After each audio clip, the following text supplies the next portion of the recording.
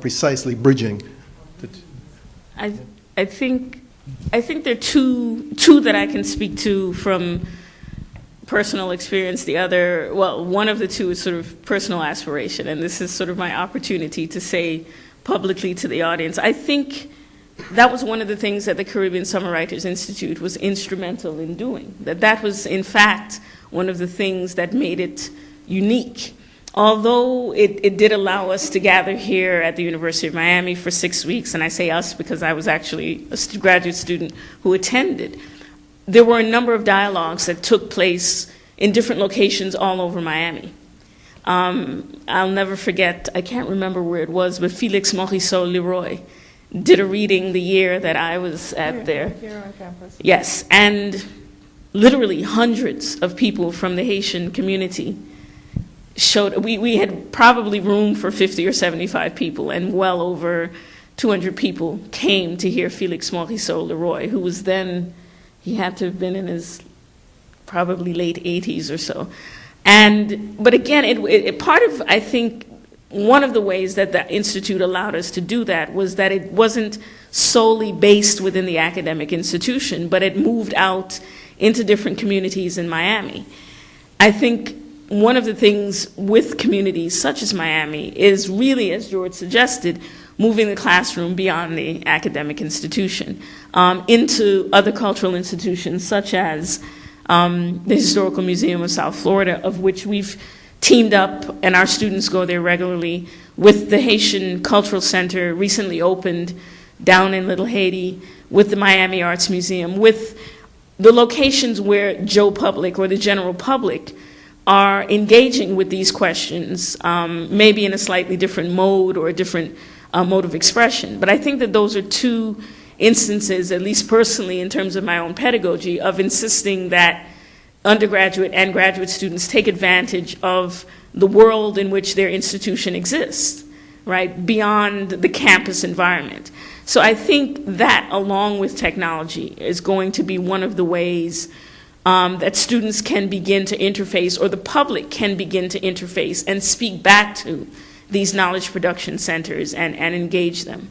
So that would be my one way of taking that on.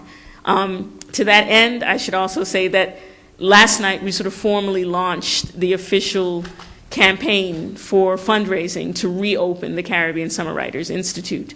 And I thought it was important that we did it at Books and Books, which is has become an important community meeting point, not just for University of Miami, FIU, Florida Atlantic campuses and faculty to come and share their work, but also for faculty members to be in dialogue with the larger reading, thinking community as well of Miami. So I think that there are still models in place, but I think, as George said, they do need to be expanded. I'd like to add to that conversation and indicate that in Trinidad, one newspaper, the Daily Express, started to print the novels, so serialize them. So they started with Lovelace's The Dragon Can't Dance, and the response was really overwhelming. I see the other avenue being, for instance, the holding of a campus literature week and not devoting its participants to only university people. I see that working very successfully, if you have, I might say, at the University of the West Indies, St. Augustine. So it is all of these types of activities that will help. Letting playwrights turn the novels into plays, I see that as also a very successful strategy. But you know, all of these things have a financial side. You know, writers want to be paid, there's copyright. Well, yes, I'll be the last person to say no.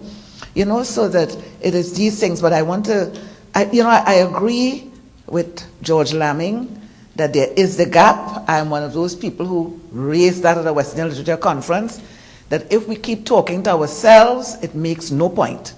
Now, I feel a phenomenon has taken place in the world with this Oprah Book Club, because what happens now is that students in the class relate to the books that are somehow valorized by this thing. So there's this type of current in the society where a certain type of book valorization takes place to the exclusion of others, which I guess is linked to the whole archival question, who gets selected and what and where. I want to suggest that the real old-time traditional way be resumed. You go and stand at the street corner and read your poetry.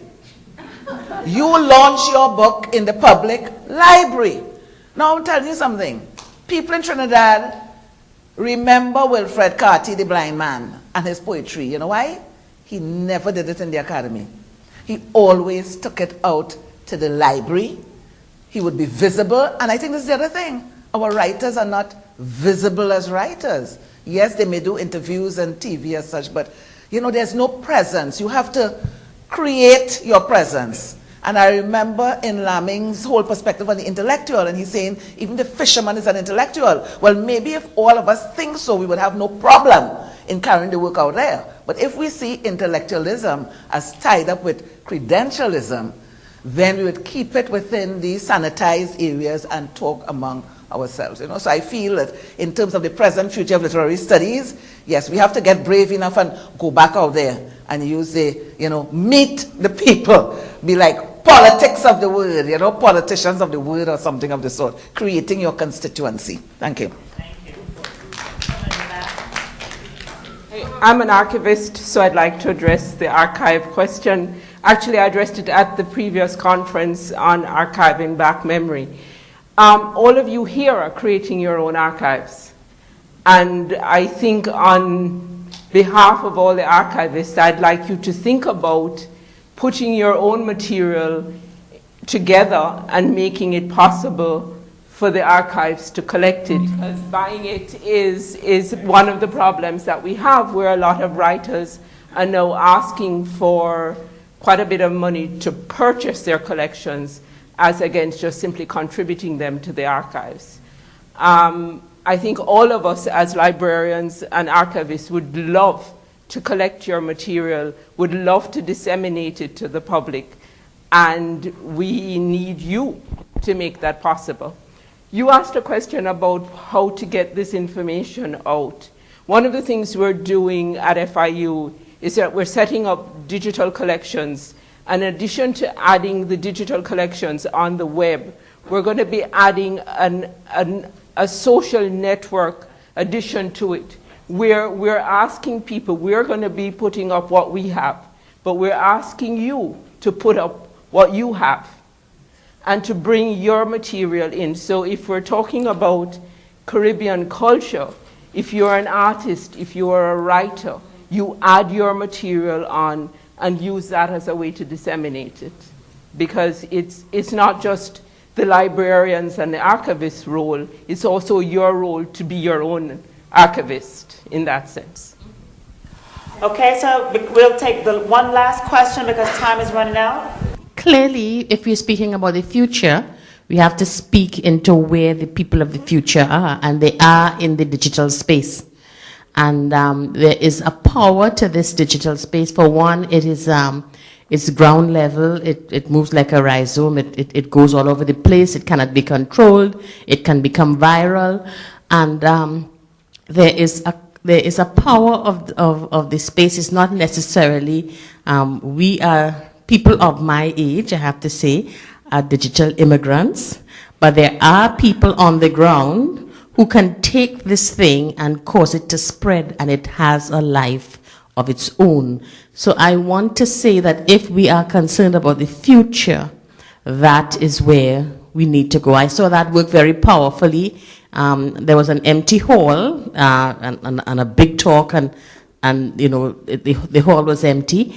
And the lecturer simply sent out a Twitter note saying students would get, would be given grades for attending, and the hall filled like magic, like red ants. We don't know where they came from, and it was amazing. I mean, it was amazing to me. But there are ways. So I think that there's a sense in which people who are not digital immigrants, for whom this is a native way of communicating, we've got to incorporate these people to take what we have and to take it out.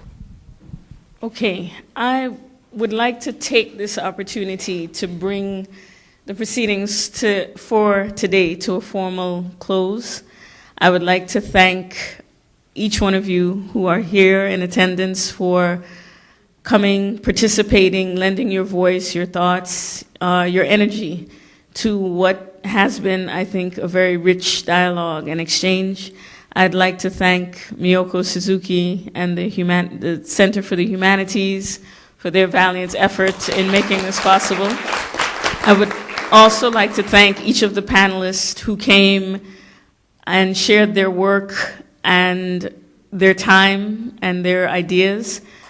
And certainly, by no means last and no means least, I would like to thank Sandra Paquet once more. And I won't say one last time, because I think the thanks will continue for many, many, many, many years and in many, many different forms. Sandra, thank you again for all you have bequeathed us through your work and effort and humanity. Thank you again.